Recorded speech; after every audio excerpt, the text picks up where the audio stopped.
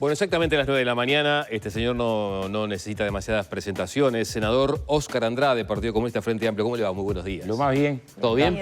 Un gusto, gracias por la invitación. Bueno, el documento de los economistas independientes, dirigentes del Frente Amplio, ¿rompió la armonía de la interna del Frente? No, yo creo que un poco nos cambió el enfoque de la campaña, sobre todo en la campaña del plebiscito.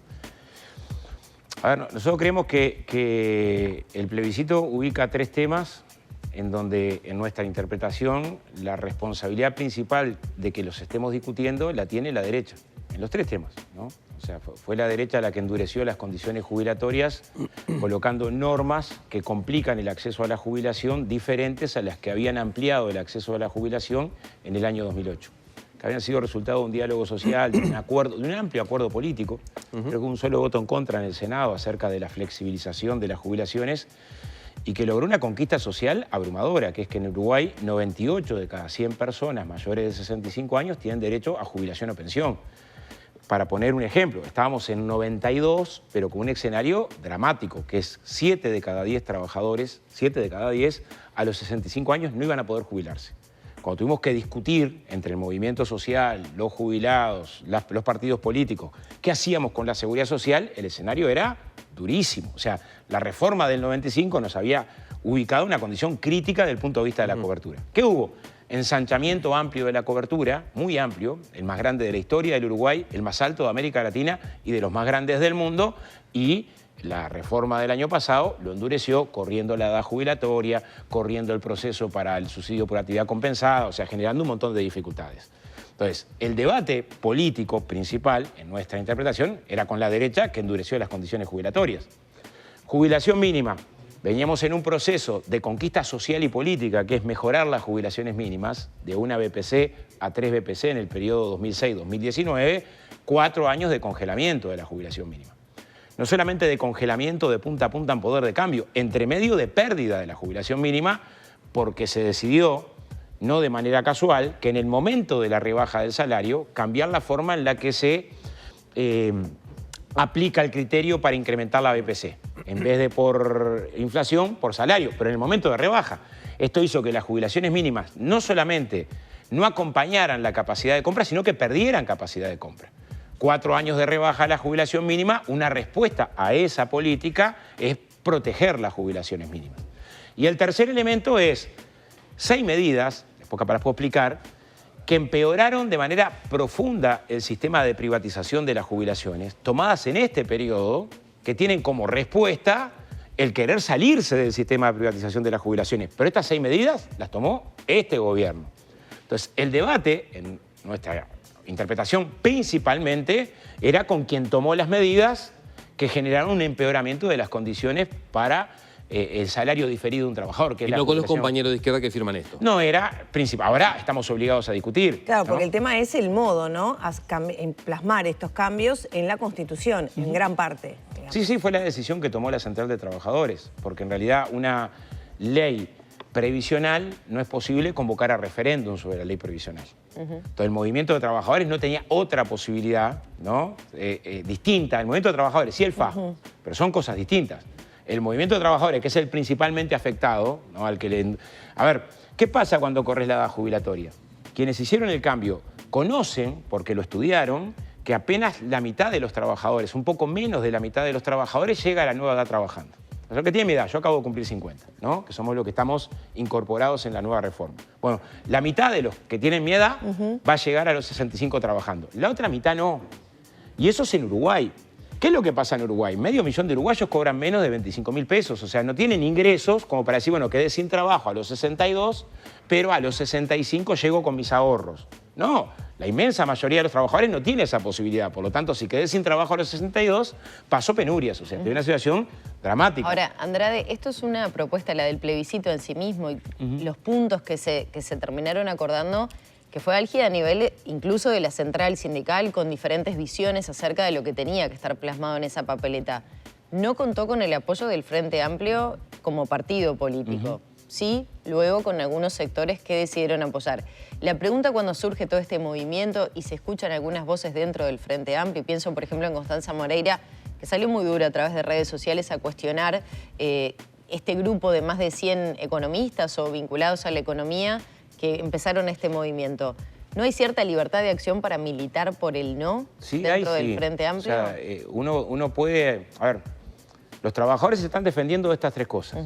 De la rebaja de la jubilación mínima, del empeoramiento de la privatización de las jubilaciones y se están defendiendo de un cambio en los parámetros de acceso a la jubilación que les va a generar que una parte de ellos, la mitad por lo menos, va a quedar sin caballo y en Montiel, sin trabajo y sin prestación. Claro, pero Pepe Vergara ha dicho el 2 de marzo ya tenemos que llamar a este diálogo. Está bien, el 2 de marzo ¿quién? O sea, vos le estás diciendo a los trabajadores, usted trabajador lo que tiene que hacer es no defenderse y esperar que gane el FA, si gana el FA, ¿no? O sea, el sindicato que tendría que hacer, decir, usted, trabajador, tiene que esperar a que gane el FA. Bueno, los sindicatos son independientes, no son de un partido o de otro partido político. Y lo que tiene es un resultado. El resultado es el empeoramiento de las condiciones para poder acceder a la jubilación. Entonces, es muy difícil explicar en una fábrica, decir, ustedes trabajadores, donde hay trabajadores de todos los partidos, blancos, colorados, frente amplistas, lo que tienen que hacer es esperar que gane el FA y esperar que gane el FA con mayoría parlamentaria, cosa que nadie puede asegurar, para ver si alguno de los efectos más regresivos se pueden cortar. Bueno, esa no fue la decisión de la central, fue acá conquistamos, yo creo que ahí hay una diferencia también conceptual.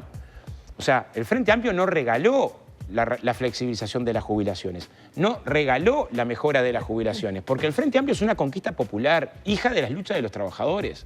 Entonces, cuando se logran esas conquistas, no es solo del gobernante que técnicamente habilitó una posibilidad. Entonces, uno puede militar en contra de estas medidas, ¿no? Tiene derecho. Lo que estoy diciendo es, cuando militamos en contra, tengamos en cuenta algunos aspectos, ahí sí, del contenido de la papeleta. Bien, ahora, senador, Déjame un chiquitito. Sí. El informe que presentan los economistas dice... Hay temas que el plebiscito de la central no resuelve y que tampoco resuelve la reforma jubilatoria. Bueno, pero no pongamos en el mismo lugar. O sea, el plebiscito de la central lo que recoge en términos constitucionales es el resultado del diálogo social. El parámetro, ¿qué es lo que recoge? Que si alguien tiene 30 años de aporte y 60 de edad, tenga derecho a la causal mínima jubilatoria, que la mujer tenga derecho por cada hijo nacido a 1 año de aporte, que si tenés 28 años de aporte, 58 años de edad y hace 1 año estás desempleado, tengas la posibilidad de un subsidio transitorio. Este beneficio lo usan 1.400 trabajadores por año, ¿no? Del quintil más pobre, y se lo sacaron el año pasado, ¿no? Y por lo tanto, ahora, sacaron el beneficio. La condición material de trabajadores que estén en esa situación, no porque quieren, nadie quiere estar desempleado 1 año para ver si logra un subsidio para poder llegar en la orilla a la jubilación. Bueno, que se mantenga ese beneficio que fue la conquista del diálogo social. No es igual a la reforma del gobierno. Entre otras cosas, porque los parámetros que está defendiendo la papeleta son los que hoy logran que el 98 de cada 100 trabajadores uruguayos tengan acceso a jubilación. Lo que pasa es que también se incorporó la eliminación de las AFAP, cosa que también es cuestionada. Seguro, ahí me das pie. Voy a colocar 6 medidas que se tomaron que hacen que el sistema de privatización de las jubilaciones se empeore groseramente. Primero, está bueno poder informar, que se ha informado poco, ¿qué pasa con las AFAP hoy? Hace 30 años se votó el sistema de AFAP. Hay 64.000 uruguayos que ya cobran renta vitalicia. No es 1 o 2, 64.000 abril de este año, que es el último dato disponible. Yo los distribuí por decil. O sea, del decil que cobra menos en promedio al decil que cobra más, porque ya hoy, hace 30 años nos decían, vas a tener una tasa de reemplazo del 100%. O sea, el día que vos te jubiles, la AFAP te va a pagar, el asegurador en realidad, lo mismo que estás ganando en actividad. Bueno, el decir que cobra menos en promedio cobra 142 pesos. O sea, hay 6.405 trabajadores que reciben de renta vitalicia 142 pesos promedio. El segundo decil, 816 pesos. El tercer decil, 1.598 pesos. El cuarto decil, 2.427 pesos. Son datos que además están disponibles en el Banco Central. El quinto decil, 3.512 pesos. O sea, el 90%, 9 de cada 10, tienen promedio renta vitalicia de 5.000 pesos. Entonces, bueno, el sistema es un sistema que no solamente es caro, porque de los 1.400 millones de dólares que transfiere el BPS para las cuentas personales, 270 millones de dólares se van en comisión y prima, o sea, hay una parte importante de eso que no va a las cuentas personales, sino que está dando prestaciones mucho más bajas que las que nos prometieron, 30 años después. Ahora, este no es el peor de los mundos, porque hay 6 medidas que se tomaron que empeoran este sistema. 6.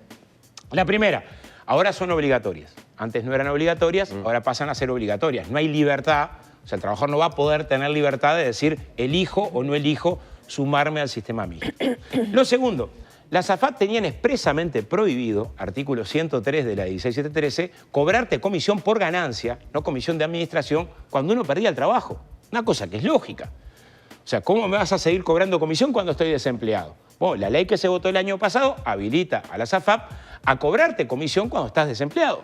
Esto no tiene nada que ver con la sustentabilidad financiera del Banco de Previsión Social. Claramente es un prejuicio para el trabajador. Tercer componente, sobre todo a los de mi edad, porque es a los de 50 para abajo. Si un trabajador no estaba obligado o trabajador a afiliarse a una AFAP, tenía un beneficio al final. El día que se iba a jubilar, el sueldo básico jubilatorio estaban obligados a incrementárselo en un 50%. La opción del artículo 8 de la 16713, ¿no? O sea, vos te afiliabas, no estabas obligado, te podía ir mal en esto, pero el día que te ibas a jubilar te iban a incrementar en un 50%. Yo sé que no todos leyeron la ley cuando se afiliaron a la AFAP, pero es lo que decía la ley. ¿Qué se estableció el año pasado? Que no te van a incrementar nada, pero retroactivo que no te van a incrementar nada. Acá sí que vamos a tener una ola de juicios que nadie puede discutir que vamos a tener apenas tengamos los nuevos cincuentones que digan, pero yo me afilié en estas condiciones, ¿cómo me las vas a cambiar a mitad de camino? Hay una pequeña porción de estos trabajadores a los que se le iba a permitir poder revocar la decisión. Hace 1 año y pico se anotaron y están esperando que les hagan la simulación en el BPS. Cuarta medida, que es una medida inexplicable. Hay sectores de trabajadores que tienen bonificadas, ¿no? El caso de las maestras es el mayoritario, mujeres, la mayoría, que por cada 3 años de aporte les computan 4 para la jubilación. Esta bonificación se la tenía que reconocer a la hora de acceder al retiro el BPS y la AFAP. A partir de noviembre del año pasado se la tiene que reconocer el BPS y no la AFAP. ¿Esto fue lo suficientemente informado? Bueno, claramente en perjuicio de las trabajadoras y en castigo de las AFAP. Quinta medida. En junio de 2021, ustedes saben que la AFAP no paga la jubilación, sino que quien paga la jubilación es la aseguradora. En el caso uruguayo, Banco de Seguro del Estado. El Banco de Seguro del Estado lo dice públicamente a los efectos de intentar que vengan aseguradoras privadas. La forma que encontró es duplicar la comisión, lo define el Banco Central, que te cobran por pagarte la jubilación, la renta vitalicia. O sea, a partir de junio del 2021 se duplicó la comisión que te cobra la renta vitalicia, se duplicó de tu ahorro. Esto sumado a cuando se bajó la tasa de interés técnico a la mitad, simultáneamente hace que las futuras rentas vitalicias pierdan un 20% de su capacidad, sin que lo vote ninguna ley nadie. O sea, de tu ahorro. Ahora, ¿pero por qué no se corrigen estas cosas en lugar de eliminarlas? Porque se decidió, bueno, esa es la decisión que tomó el movimiento de trabajadores, decir, bueno, tengo esto hace 30 años, no cumpliste con lo que me prometiste, son cada vez peores, me las haces obligatorias, me descontás cuando estás trabajando, quiero discutir. La advertencia de la eliminación es que viene todo ese monto de dinero para el BPS, que va a ser el único administrador, ahora, pero que esa plata se acaba en 2037. Sí, hay un error en eso, pero lo voy a tratar de aclarar ahora. Voy a aclarar el sexto punto, que me parece que es un punto muy irritante, digámosle, ¿no? El artículo 259 establece que ingresan a las AFAP un montón de sectores que no tenían AFAP. Todos ingresan a las AFAP. En eso yo que soy un cirujano, un anestesista, va a ingresar a las AFAP. Caja profesional. O también va a ingresar a las AFAP un escribano. O va a ingresar a las AFAP un bancario que no tenía AFAP. ¿No? Pues está. Se definió un militar, un coronel va a tener su AFAP, ¿no? Ahora, no voy a preguntar la edad de nadie porque no pregunto la edad más porque se me puede enojar, pero lo cierto es que de ahora hasta el 2064, durante 40 años, Juan Pueblo, la doméstica cuando paga el IVA, el trabajador de la construcción, el rural, va a financiar el aporte a las AFAP de estos sectores durante 40 años. Son más de 5.000 millones de dólares. ¿Cómo? O sea, los 300 y algo de millones de dólares que surgen de aumentar la jubilación y pensión mínima para que no tengamos 300.000 personas que estén cobrando por debajo del salario mínimo nacional. No hay, y sí tenemos 5.000 millones de dólares para financiar el ingreso de los salarios más altos al sistema financiero de las AFAP. Bueno, no se están cerrando los números. El planteo que haces se hace sobre un criterio, que es un criterio que también tiene un profundo error. En primer lugar, un error que es indiscutible, ¿no? Se analiza el año 2023 y la reforma no se aplica en el 2023. No se analiza por gusto el costo que tendría la reforma en el 2023. Es el momento en el que tendría más costo. ¿Por qué? Porque venías de 3 años y medio de rebaja de salario. Las pensiones y las jubilaciones se ajustan por índice medio de salario y la jubilación mínima se ajusta por IPC. Entonces, ¿cuál era la diferencia entre salario mínimo y jubilación mínima en el año 2023, que es donde hizo la cuenta el BPS, el gobierno, y repiten los economistas estos compañeros y amigos algunos, y algunos quiero mucho, algunos los conozco. ¿no? La cuenta que hacen es Puede estar el ministro de Economía ahí, ¿eh? Alguna cuenta que hacen es la diferencia que existía entre salario mínimo y jubilación mínima en el 2023, pero no se aplica la reforma en el 2023, se aplica en el 2025, post triunfo del plebiscito, o sea, el primer año en el que se aplicaría sería en el 2025. Y justamente en el 2024 y en el 2025 son 2 años donde esa diferencia disminuye, y no disminuye poco.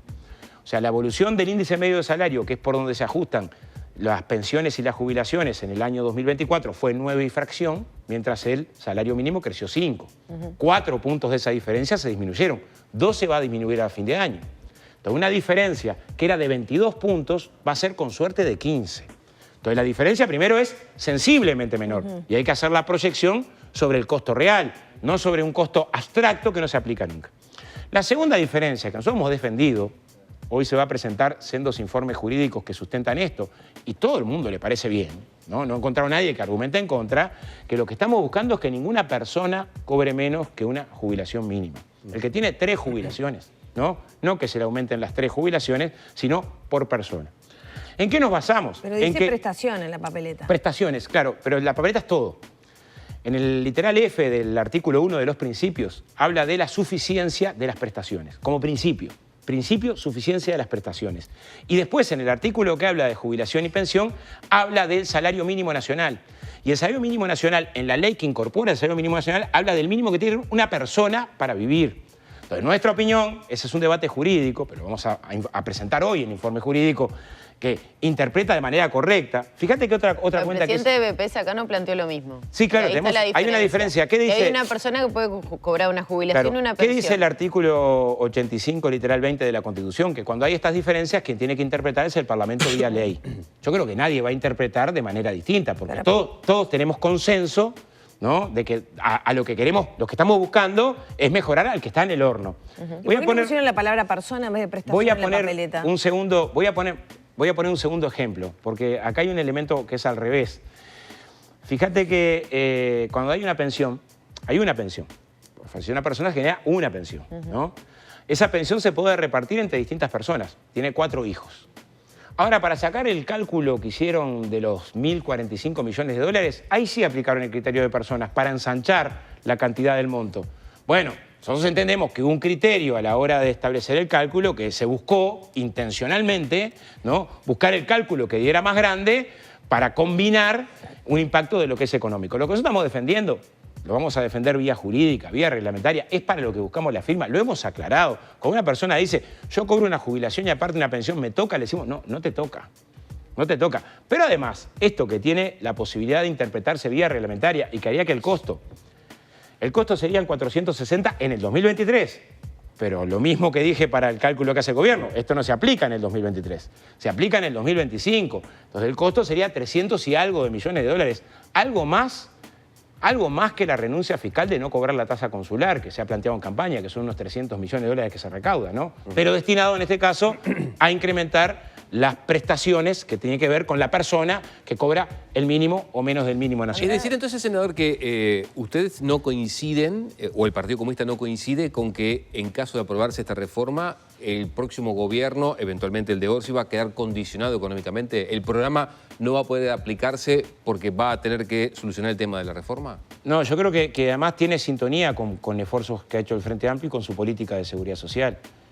Si recién sostenía que la construcción popular que es el Frente Amplio triplicó las jubilaciones mínimas, este incremento entre salario mínimo y jubilación mínima, que hoy va a estar en el año que viene en un 15%, no es algo que pueda pensarse que es disociado de esfuerzos hechos en esa dirección por el mismo Frente Amplio. O sea, no va a quedar condicionado el programa. No, nosotros creemos que, mejorar las jubilaciones cuesta, eso es así, ¿no? O sea, yo no voy a decir la tontería de decir mejorar las jubilaciones es gratis, ¿no? Pero esto genera molestia en la internet. Mejorar las jubilaciones cuesta, ¿no? Es un esfuerzo fiscal. Nos parece que es un esfuerzo fiscal justo, porque está dirigido a las personas que están peor, ¿no? A la persona que está peor. Algunos capaz que no están en la pobreza, pero pegan en el palo, ¿eh?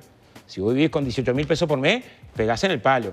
Y nos parece además digno. O sea, es un esfuerzo en una dirección correcta. Voy a poner un ejemplo. Perdón, para lo que me decide el Frente Amplio. El Frente Amplio en estos 5 años, 4 años, cada vez que se presentó un ajuste a cuenta de las jubilaciones, presentamos minutas de comunicación al Poder Ejecutivo pidiéndole al Poder Ejecutivo que mantenga la política que el Frente Amplio tenía, que es no descontar, algo que también en campaña, nunca nos dijeron en campaña que iban a cambiar el criterio y que el adelanto a cuenta se iba a descontar de la jubilación mínima, pero se hizo, ¿no? Si se hubiera mantenido el criterio de la conducción económica del Frente Amplio que tuvo durante los 15 años del Frente Amplio, que fue dar un ajuste a cuenta y no descontarlo en enero, la jubilación mínima hoy estaría en 21.105 pesos. Bien cerquita del salario mínimo nacional, bien próxima del salario mínimo nacional. Ahora, si nosotros como oposición en estos 5 años estuvimos reclamando que esto no se descontara, yo creo que de alguna forma tenemos una deuda con ese criterio, porque si, bueno, un jubilado mañana puede decir, bueno, ustedes que estaban de acuerdo en que mi jubilación tuviera determinados montos, ahora que están en el gobierno, y tiene coherencia con lo que aplicamos estando en el gobierno, bueno, yo creo que sí, que tenemos esa responsabilidad. Después voy a decir un elemento más. Esto fue polémico en el Frente Amplio, ¿no? No tuvimos acuerdo en el Frente Amplio. En apoyar el plebiscito, algunos entendíamos que teníamos que apoyar el plebiscito, que los trabajadores tenían derecho a defenderse, que se estaban defendiendo de políticas muy injustas y que tiene que ver con nuestra identidad defenderlos, y otros compañeros, legítimamente, entendían que esto había que buscar otra vuelta, buscar si no defiende entonces los derechos de los buscar el camino del cambio por ley. No. Estoy diciendo que los trabajadores tenían derecho a defenderse y nosotros estamos acompañando ese derecho. Si no. Otros compañeros entendían que la forma de defenderlos era una ley posterior a ser el gobierno. Eso es legítimo. Sobre eso tuvimos diferencias, la táctica. Ahora, sobre lo que no tuvimos diferencia fue lo siguiente. Construimos un programa y acordamos entre los diferentes sectores, compañeros y militantes del Frente Amplio, que no había que usar el programa del Frente Amplio ni para ponerlo a favor del plebiscito. O sea, yo no podría, estaría haciéndole daño a ese acuerdo si digo, miren, la única forma de cumplir el programa del FA es votar el plebiscito porque el programa del FA dice tal, dice cual, dice tal, y yo puedo encontrar coincidencias. Cuando decís no lucro en la seguridad social, ¿no? O sea, no usemos el programa del Frente Amplio para hacer campaña a favor del plebiscito. También acordamos no usar el programa del Frente Amplio para hacer campaña en contra. ¿Y eso es lo que está pasando? Yo ese acuerdo lo voy a respetar. No siempre, veo que no siempre logramos respetar ese acuerdo. Es decir, bueno, si en esto tenemos diferencias y en teoría tenemos acuerdos sustanciales y la diferencia está en el instrumento... Dice que lo usan como cuco. No usemos, la derecha seguro. No, pero digo la interna. La derecha seguro. Bueno, me parece que hay elementos de la interna que tenemos que volver al acuerdo. Como por ejemplo este movimiento de economistas. Si acordamos, yo ahí estoy con el planteo de economista, diferencias técnicas. No se puede interpretar que es lo mismo el plebiscito de la central que la reforma del gobierno. No es lo mismo. Uno excluye gente de la posibilidad de jubilarse y otro logra no es lo que plantea. De hecho, ayer repasábamos parte de lo que señala la web y no señala eso. Mirá, yo tengo el texto. El texto dice... Se plantea como una tercera vía. Los problemas no resuelven ni acá ni se resuelven allá. Bueno, uno está consagrando en la Constitución el diálogo social y las propuestas de seguridad social que se construyeron en el gobierno del Frente Amplio. No me lo equipares a la reforma del gobierno. O sea, cuando la papeleta dice no se puede innovar por debajo de la 18.395, estás hablando de las normas construidas hijas del diálogo social y en el gobierno del FA. Ahora, tengo una pregunta puntual, porque ya no tenemos más tiempo. ¿Se mantienen los privilegios, por ejemplo, para cajas como las militares? No, claro, pero eso es lectura de la papeleta.